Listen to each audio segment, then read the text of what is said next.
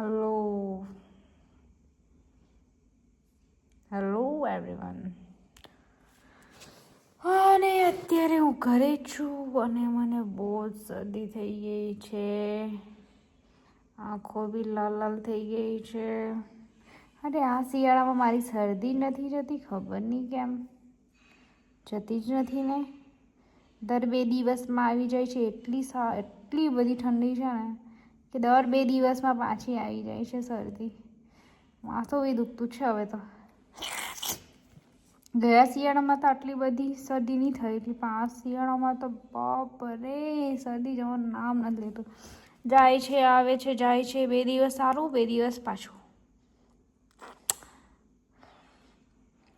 હજુ કામ બી કરવાનું તો જરાક ભારે છે. એ તો સારું કે મારા હસબન્ડ સારા છે તો એ અમુક કામ કરી નાખે છે. બાકી તો મારી તો આવી જ બનતે.